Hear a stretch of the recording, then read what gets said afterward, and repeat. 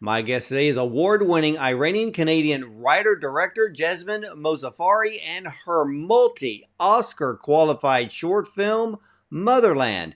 Now, Jasmin has been dubbed by Variety as a major talent, and her debut feature, Firecrackers, premiered at TIFF in 2018, with the Globe and Mail calling Jasmin a vital new voice for Canadian cinema.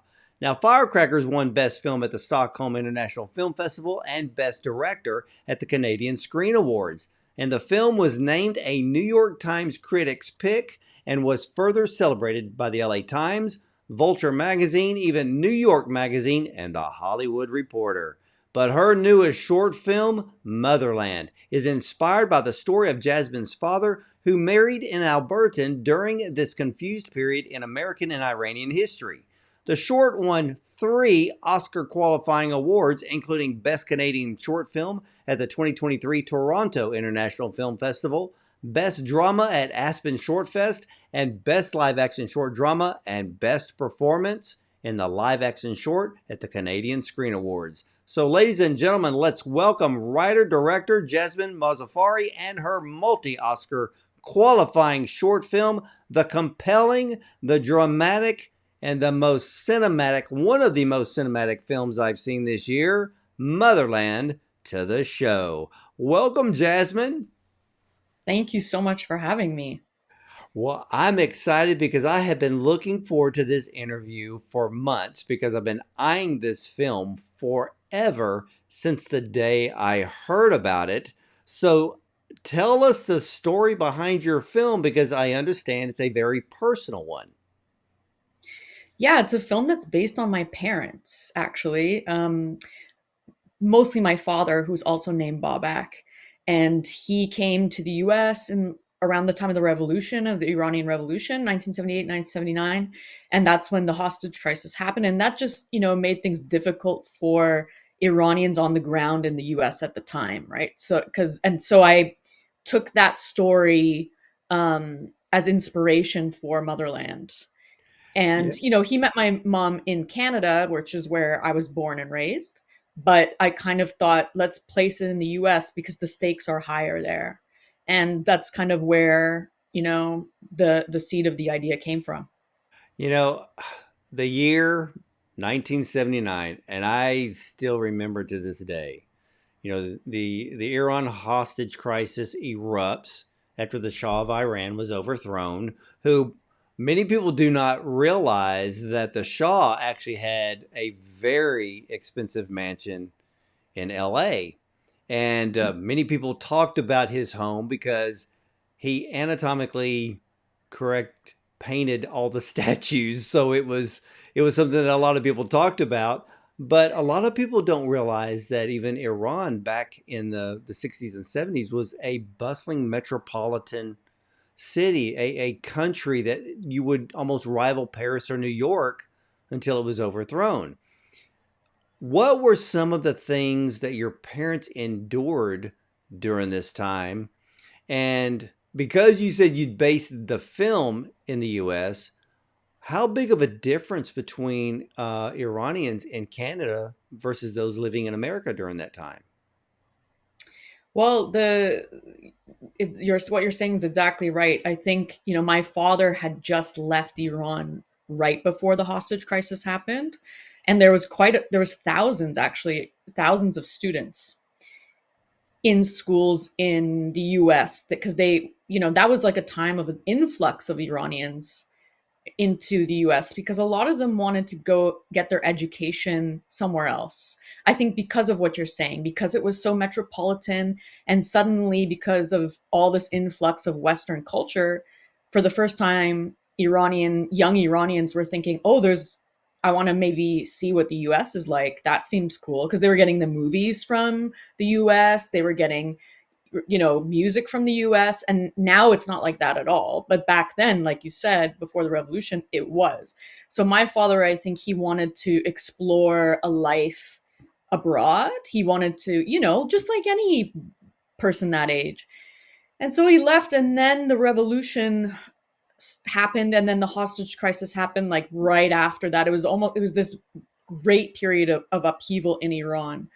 um, I think for the people in the US, the Iranians in the US, as my film shows, it was extremely hard for them because this was the first time in American history where every night you could watch a live update of a crisis. Before that, I don't think there was this sort of, it's hard for us to imagine now, but before that there wasn't, I don't think, this like sort of back to back to back every night, the hostage crisis, the Iran crisis on TV. And so there was this, started to be this kind of like propaganda against Iranians everywhere. All Iranians are bad people, doesn't matter if they have nothing to do with the hostage crisis, they are bad people. So when I was researching the found footage for Motherland, I came across just wild um, clips of racism and protests, with a lot of Americans sort of holding up like boards saying Iranians go home camel jockeys. um, there was one I saw where there was a Mexican person that says, I'm Mexican, not Iranian. Like, don't mix me up with Iranian people. Just amazing footage from like the University of Texas archives, the ABC News archives, the NBC News archives that I was sifting through so I could piece together something for the beginning of the film. And then people in Iran, I think they were, I don't know exactly, but from what I've asked my grandmother and my uncles, I think it was, there was, it was starting to become scary for them because there was this revolution and hoping that the country was going in the right direction.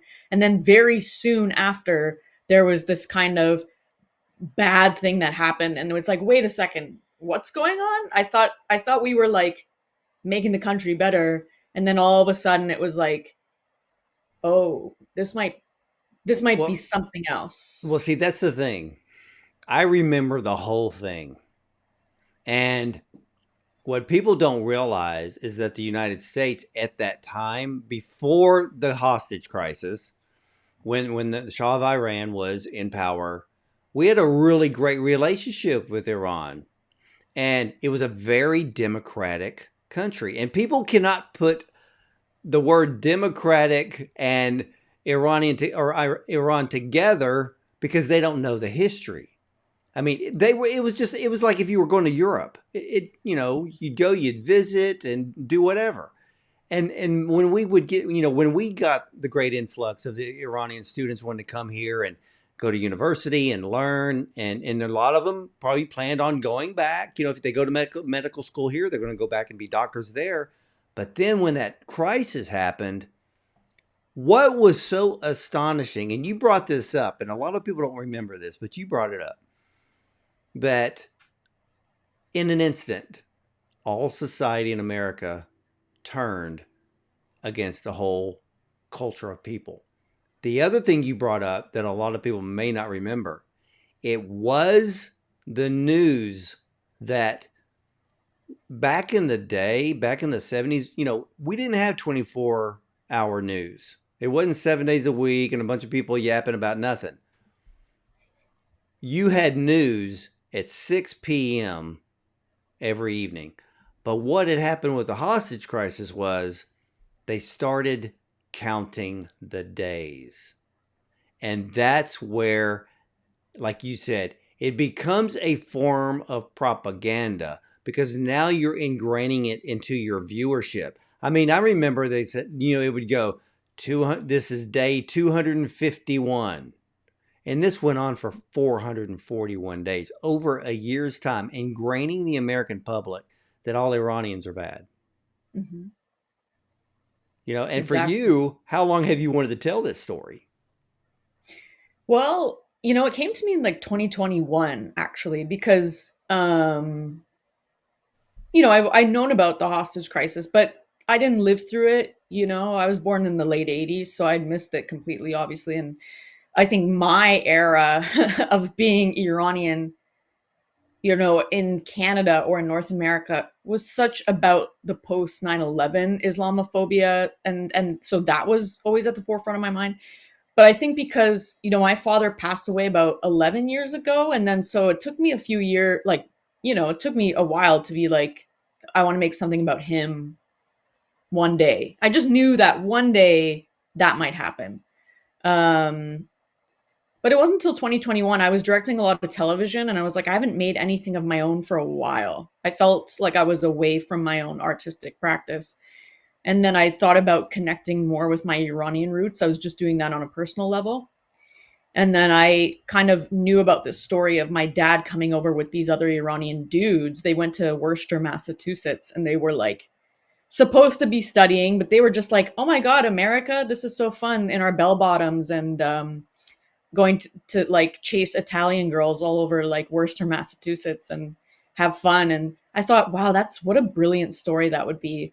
Um, but I don't speak Farsi well. So that film would have all had to been in Farsi. And I was like, I can't really write that. So I kind of adapted that idea of him in the 70s in the US into him meeting my mom, and just like kind of combine these two stories into this new story, which is now Motherland. You know, you start the film off with Babak running, and I mean that opening scene just, I mean, literally just set the tone. And but what caught my eye when this film started was the cinematography, but also, and I don't see a lot. I think this is only the second, maybe third short film in this Oscar run that is heavy on dialogue. And when you have a film that's heavy on dialogue, I'm looking at this type of film like, yeah, there's no way they shot this, in 4 days.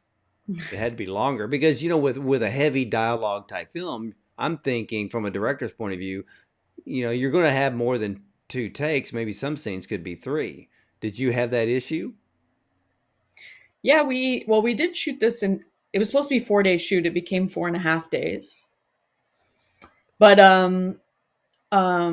I think as a director, I mean, to answer your question first, yeah, there was like maybe 3 takes maximum for each scene, and but the actors I was working with were well prepared, and we're also shooting on film, so you couldn't really shoot more than you couldn't shoot more than 3 takes.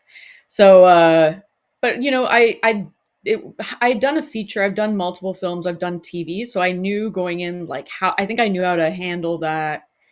And television's tons of dialogue. So there's a way. I think I just worked with the right people who were ready, and we figured it out. But yeah, we extended the shoot by a half a day, but we somehow managed to pull it off. Well, yeah, that scene where it's in the beginning of the film.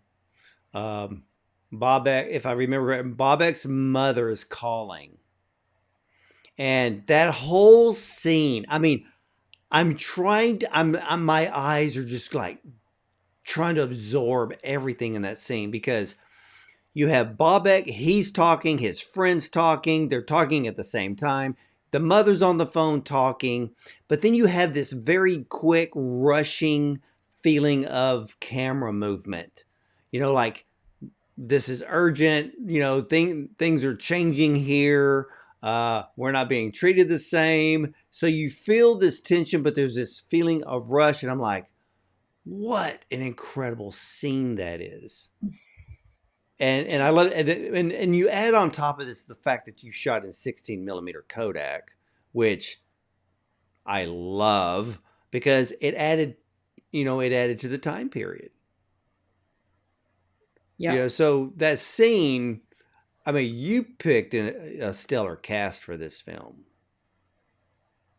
yeah, and a lot of them are my friends. Like the Iranian cast are kind of my friends, but they also just happen to act. But Betosh, who plays Babak, is like somebody I met while I was shooting a TV show in Vancouver, and we like went on a hike and we got to know each other. He was also in another film of one of my best friends, who's also a filmmaker. So I'd seen his work before, and I was, he just has it, and he has so many parallels with my father. He's so many his stories. He's a refugee from Iran in the '90s. He kind of grew up with just his mother.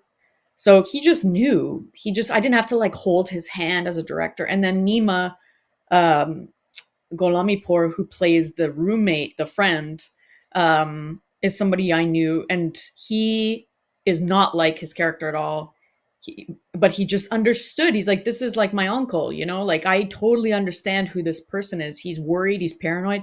All of us have, to this day, very paranoid uncles and aunts from Iran who still think, they're always worried that the Islamic Republic is going to come after them or something, So it's like, that's the type of person that is. And we just understood these people. These are our family members, and, they were just great. And they are friends too. So they had this banter, um, down, like they understood how to like, and they both do comedy as well. So it's like, they understood the timing, they understood the pacing. I wanted the beginning of the film to have momentum. It's really important that the audience doesn't lose focus. I mean, my attention span is terrible, so it could also just be me not wanting to get bored with my own work. Okay, hold on a second, because this film is over 20 minutes long. Yeah. And when I looked at the time code on this film, I was like, wait a minute.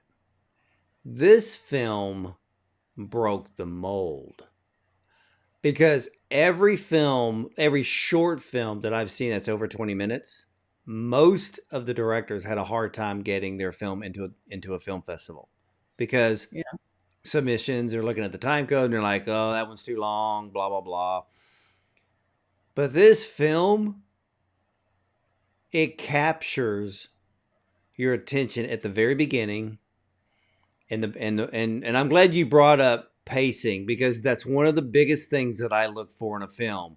If it's over 20 minutes long, you better not bore me. This Yeah. film does not do that at all, because you injected this level of tension, but it's a tension that's really the feeling of worry. It's a feeling of fear, that type of tension. Then you just brought up that your some of your older relatives still have that feeling of the regime showing up in a country they live in now to take them back. I cannot even comprehend the spirit of that type of oppression. Yeah. It's incredible, and I wasn't born and raised in Iran, so even I can't quite comprehend. I only know it through, being the daughter of an Iranian person, and also still being connected to my Iranian relatives very closely.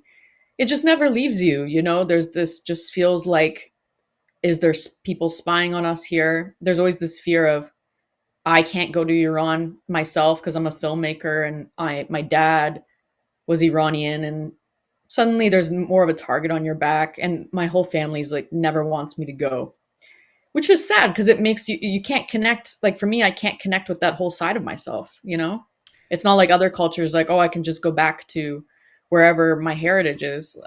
I can't really do that. I could, but under a little bit of a risk. Yeah, I would say it's a So little. yeah. I would say it's a little bit more than a risk, because I've talked Yeah. to other filmmakers who left Iran. I've talked to those who've left Afghanistan and Syria, and some of them have their mindset is, I'm never going back. Others, there's still that little tug of like, oh, if they would just, wise up and let everybody be free, kind of thing. But back on this film, because one of the things that, and I'm glad you put it in there, from your mother's point of view, I was trying to figure out, for her, she just loved him. She doesn't think one way or the other. What did she have to put up with back in the day when all of that happened? My grandfather, who the character in the film Werner is based on, the man in the field, that scene, that's based on my grandfather, and who was also like of German heritage. And he, in real life, he didn't speak to my mom for 2 years when she told him she's going to marry an Iranian guy. So that was the truth. Like that whole sentiment was very true. And my mom watched it. My mom had known about the film from the beginning and was very like involved, but she's like, you actually probably portrayed him nicer than he actually would have been. So, it's but he in the end they actually became very close, my dad and my grandfather. But for those 2 years, following like the hostage crisis and everything, he was not. And even my grandmother, like my mom's mom, also was, in a more gentle way. She said something about, she used a metaphor to my mom. She said something about like a bluebird and a blackbird don't mix or something, whatever that sentiment is, something about stay with your own kind. Um, so that was, I didn't have to look far for inspiration for that, for those two characters. Now the scene where where they stop. I'm trying to remember. They were at, I guess it was the gas station, and he had picked Yeah. up the newspaper, and he sees the photo, and then immediately the thought hits him like, oh no, because he looked like the guy in the photo. Yeah. So when he goes in and he shaves the beard off, but he keeps the mustache, was he just trying to pass as a Hispanic? I think it was that type of thinking. And sorry, my cat's in the background deciding to make an appearance. Um, I think it's this idea of like, even at the beginning of the film, I allude to it of like, I look like Al Pacino. I don't look like the guys on TV burning the flag with the beard, because his friend says, you look at your beard. You look just like these guys. And and he's like, no, I look like Al Pacino. I can pass as Italian. I think we discussed, with Betosh, like how much to shave off. And I think there's a part, I always thought, oh, he wants to still look grown up. So he keeps a little bit of something there. But that's like the style we went for. And then we thought, okay, like maybe he wants to still have a little bit of something. But the beard itself, the beard is so political to this day. How many Arab and Iranian and Middle Eastern people go to the airport, and it's just like, if you have a big beard like that, um, you might get stopped. It still happens to this day. The beard, Middle Eastern men's facial hair has become so politicized. And I wanted to make a point about that because I think it's still relevant today. It's just how much thinking do they do about a beard before they go anywhere, before they go into a professional place, to meet the parents, to the airport. The beard is politicized. So that was kind of the point, is more about the beard than anything else. Well, yeah, racism starts by judging a book by its cover. And even today, you know, but now the Middle Eastern styled beard has a very distinct style. Like in your film, I mean, that to me is just like a normal beard, regardless of what your nationality is. But now in modern day, after 9/11, there's this style that everybody's like, "Oh, what are you doing here?" That's Yeah. the deal. And you portrayed even this element on the beard was perfectly done in this film. And I mean, every scene in Motherland, Jasmine, is just a work of art. Thank you. That's so And nice. I mean, I was ready. I mean, because I had already read a lot of the press on this film before I ever saw it. but I didn't have any preconceived ideas going in when I watched it for the first time. And when I watched it the first time, I went, "Oh, now I know why everybody talks about this film." And you got the story 110% correct. Or I should say the portrayal of what was going on back in 1979. And but I have to ask, who played your mother, because she's got superstar written all over her. Hmm. Yes, that's Oriana Lehman. She's Canadian. She's been in a few TV like Netflix shows, but she deserves to be seen more widely. I really loved her kind of understated way of portraying um, my mother. My mother and her are quite different, actually, but I like she, Oriana to me has this. She looks like a actress from the 70s. Like she looks like, in my mind. I don't know if you agree with that, but No, no, she, no. I completely agree with it because that's what I noticed. It yeah, was her look. Didn't have to go the makeup route. It was her hair, but it was her mannerisms. She pegged the 1970s. But one of the scenes that I really loved was when she pulled that car over and she looked at him. She knew he was lying. yeah. So I loved the toughness. So was your mother that tough? Oh yeah, like I didn't, it was such a fine line with all the characters in this film, but like especially with her, I didn't want to show her as like completely naive, even though she is a bit naive. Like as she talks about in the film, she's been married before, and she was married to a drunk, as she says, which my mom actually was. And I had a lot of discussions with my mom about sort of this feeling of, at that time, being a divorced young woman. It's not a good feeling. It's not like sort of the way I think women don't think about it as much now, but I think that back then that felt like a stain on her. It felt like, I just need to get this right with somebody. I want to be married so badly. She was almost looking past all the hurdles to the point of delusion. And that happens later in the film when she's drunk and she's in the motel room pacing around and just like, it doesn't matter. I don't care. Like, we're just gonna do this. Like, it's so I came at her with a lot of empathy, in the sense of, what would it be like to be a woman of that time in a rural place like Iowa. It's different than my experience. And my mom came from Alberta, Canada, which is very, also conservative, rural. So I had to lean on her. But also, yeah, she has this toughness, and she's been married before to somebody who lied to her. So she can kind of sniff out, she's not like a child. She's like, yeah, but you're lying. Like, I can tell. And I wanted to show her as like a person who could stand up for herself when needed. Yeah, that's the thing I found in that scene. When she pulls that car over and she's like, "You're lying." And I went, "Dude, you better fess up." Because the way she delivered the line, that was the thing that caught my ear. She delivers the line, meaning, and letting him know that if I'm going to marry you, the only thing don't you will never do to me is lie to me. Mhm.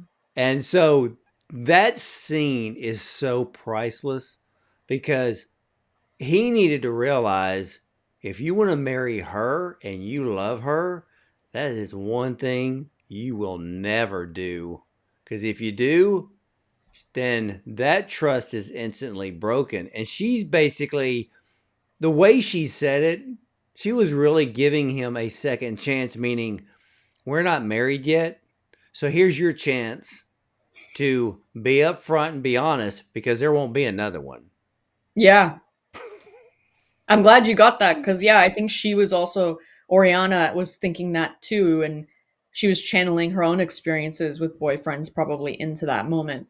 But yeah, it's I think they're both a little, they're still young, and I think I didn't want to portray either of them as just these like amazingly flawless people. I think Babak's a bit, he's pretty cocky at the beginning of the film, and then by the end his like got the wind knocked out of him. And then for her, yeah, I think she um as soon as she hears girlfriends plural, she's just like, I don't think we discussed that. And it's just, to me, I just wanted this like normal conversation between a couple that it has a little humor in it, but it's also shows a little bit of a crack in their relationship that, this is like a new thing. Like they're getting married fast. They haven't discussed everything. She doesn't even know he's had multiple girlfriends. They haven't maybe had that many fights. Like it's pretty fast, happening. So it's they're both a little maybe naive, which my parents totally were. They rushed through it all. Well, the motel scene proves it because she was like, "Oh, forget a wedding. We'll just go do a justice of the peace, get this done now, and Yeah, move on." Which means it shows the immaturity, but it yeah, also goes back to because back in the 70s, even a woman that was divorced, there was a bit of a scarlet letter on that kind of thing. Even back then, nowadays it's like, oh, you've been married 3 times, yeah, no big deal. But yeah, back then, yeah, it was still kind of taboo and frowned upon, and so gets the neighborhood talking. But so you portrayed all of that so perfectly in this film. But I can't believe that portraying your grandfather, that your mom said that the portrayal was nicer than he really was. I was like, whoa, what it would have been like if you just let the character unleash himself. well, there was always the fine line again, because it's like, how many times have we seen sort of like a white older man be racist in a film? It's like you almost, I think people go in expecting like they've seen this before. And then of course I wanted to unravel it in a way that maybe you thought maybe he was going to be okay with it. And then, like I think what my mom said was, your grandpa would have came into that dance and told him to get out. Like that would have been it, and then that would have been it. um and there's so many like ways I could have portrayed like that, but I didn't want it to just be this explosion. um And you it's know just less what? You interesting. you did the dance perfectly because when I'm watching that scene, I was trying to figure out, okay, which way is he going to go? So you didn't allow him, and you didn't allow the character to be portrayed as another white racist dude, yelling at an immigrant. And Yeah. it didn't come across that way. The character was very strong, but it was his pacing and dialogue that slowly led us into the direction he's going to take the audience. Hmm. That's why his character in that scene doesn't come across as white racist dude. I thought I picked up the whole German kind of thing because there's that strong demeanor there, and I too was wondering, okay, which way is he going to go? But when Bobette goes, well, I'm Bob, and I went, let's see how far that goes. Yeah. I mean, if you would have said Yeah. Jose, I probably would have believed that. But Mm, Bob, nah, that's just like saying my name's Tom or Jim or whatever, and I yeah. don't look like one. So, but when he Yeah. comes back and he goes, yeah, Bob doesn't really sound like an Iranian name to me, and I went, oh man, the bomb just dropped. Yeah. Yeah. So, And it's like so something I always thought about, like, as like, oh, he definitely discussed this with his wife, like she probably told him. Well, I mean, they probably heard his name once before, and they were like, and she even says, I'm never going to remember that name. Like, it's not even I'm never going to remember it. It's more, I don't, the intention behind that line is, I don't want to remember it. I don't care. Like, it's extra work for me. It's a weird name. I don't care. Like, and yeah, for me, it's like, I think I wanted the audience, and I said even to John Ralston, who's like kind of a Canadian legend actor, um, who's also done theater. He's very much about the lines, obviously, and he. I think I was like, I think you do actually like him for a second after the wiener joke, like. I think that endears. I wanted there to be a moment where he felt endeared to Babak, because there's lots of times in life where you think you don't like somebody, and then sometimes you're face to face with them and they're so nice, and you're like, how are you supposed to be mean? Like it's when Babak says, "Well, I'm not leaving," and we're getting married. Then he's like, "I'm going to shut this down," because that's just not happening. So um there's trigger points for Werner, and I think the trigger point is, I'm marrying your daughter, and that triggered him to go into this mode of, you know this like more traditional, she's not your green card, that type of thing. But before Yeah, that, yeah, you played that line perfectly because you had to have you had to have the green card line in there because that's what a lot of people would think. The only way I'm yeah, staying in this country, I'm going to find some girl, some American girl, I'm going to marry her, and I'm home free, and that's what the father was thinking. But when they were, before that scene happened, and they were all inside that dance hall or whatever, you could tell that the mother, boy, when he walked in there, she already knew trouble was coming, yeah, which kind of told me, yeah, I don't think home life is all that grand, yeah, even for her. yes. And she's not a woman who's going to really go against her husband, even if she maybe doesn't agree with him all the way. It's kind of, he leads the house, it's his opinion. She's not. I think she's actually struck by how handsome he is in person, and she says that. But then I think when he shows up, she gets really worried, and then she tries to keep Babak inside. Sit with me, have a drink, just sit with me. She's really trying to save him. Um, I think she knows in her head they're not going to get married because my husband's never going to allow that, but we can be nice tonight. It's in my nature to be a good host.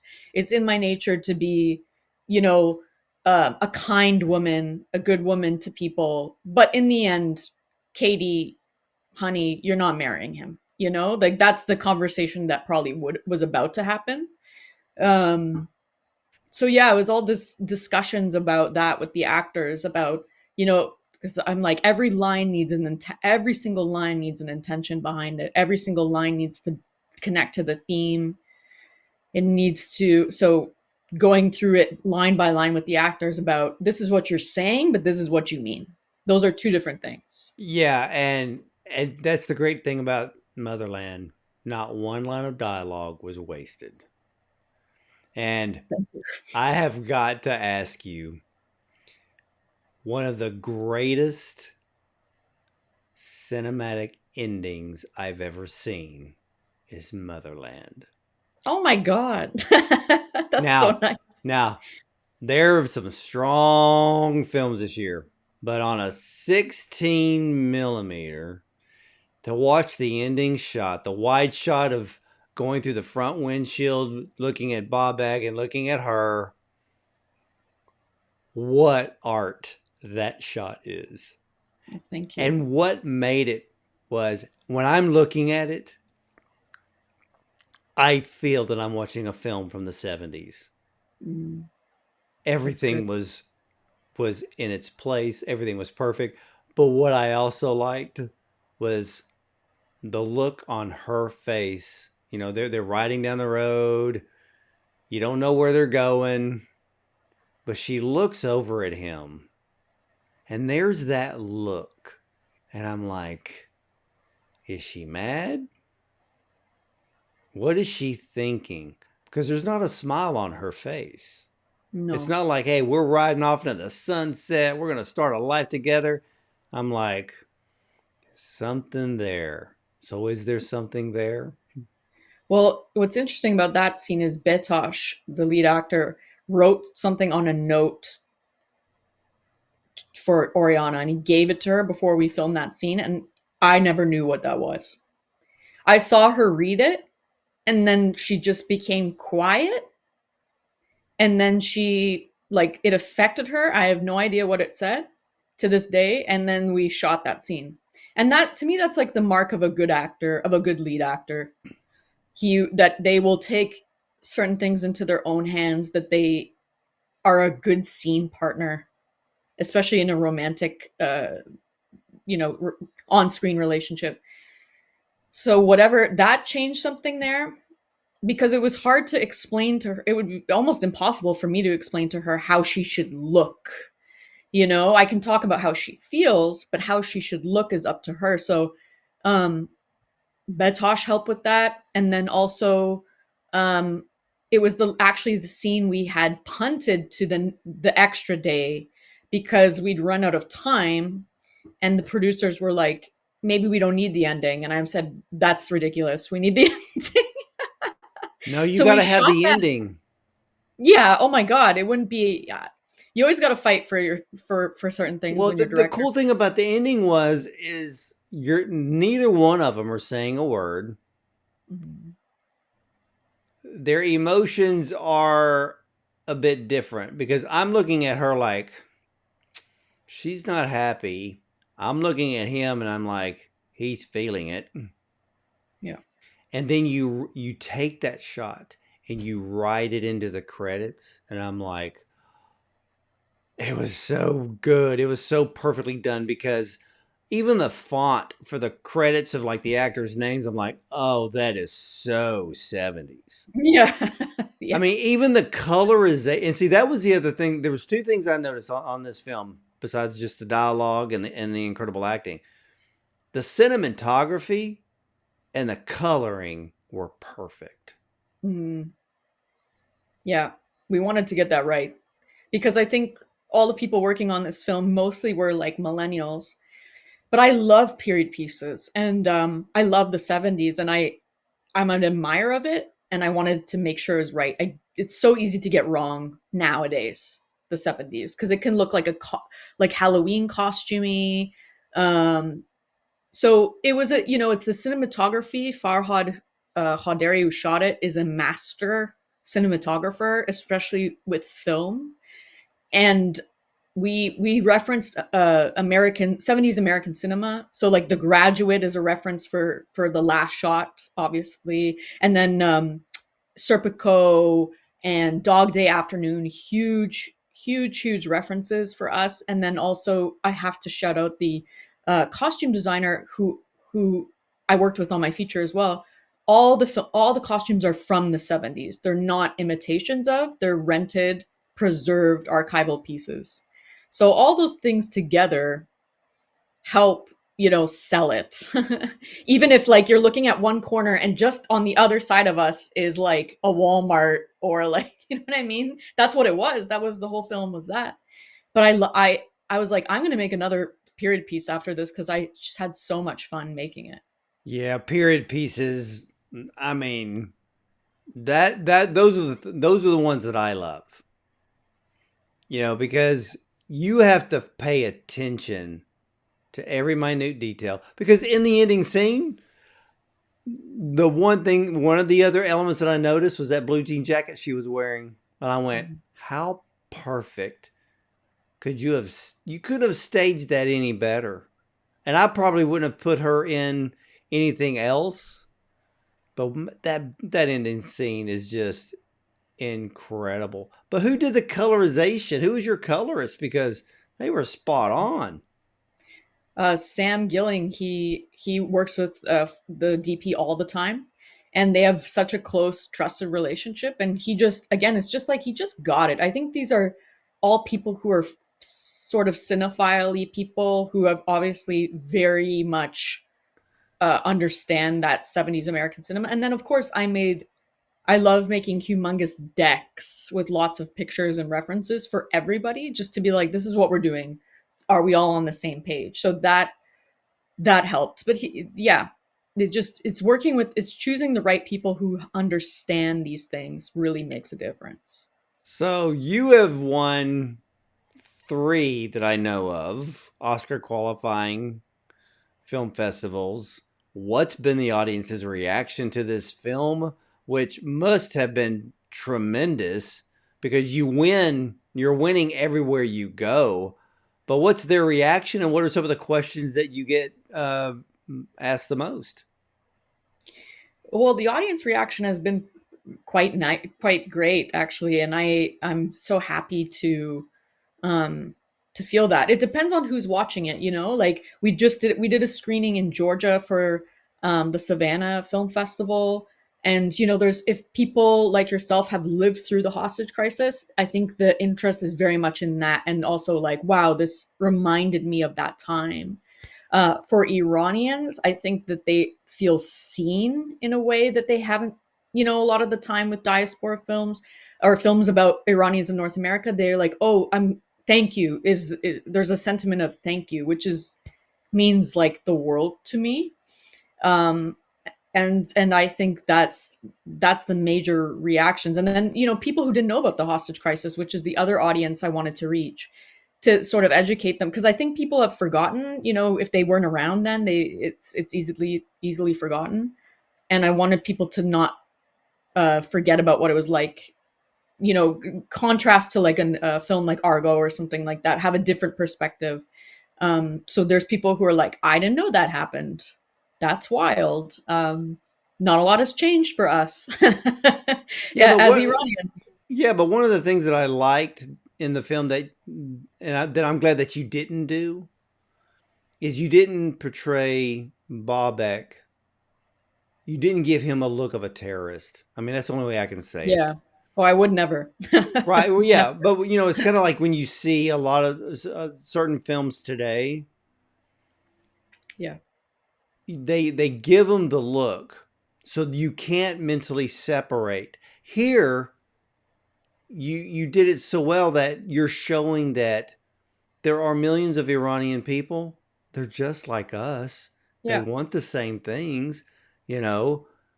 They're, you know, and that's what worked. That's why this film is so great, so endearing, so true to life. And I can see why the Iranian people would see this film and go, "Thank you," Mhm. because Yeah. you did it right. You did it right, Jasmine.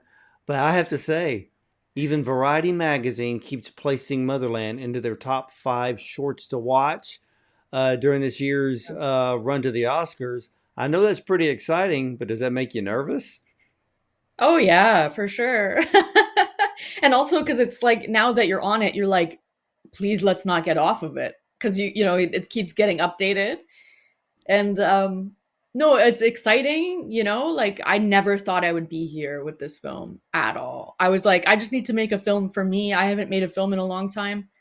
And it won at TIFF, and I was like, okay, great. We did it. I'm happy.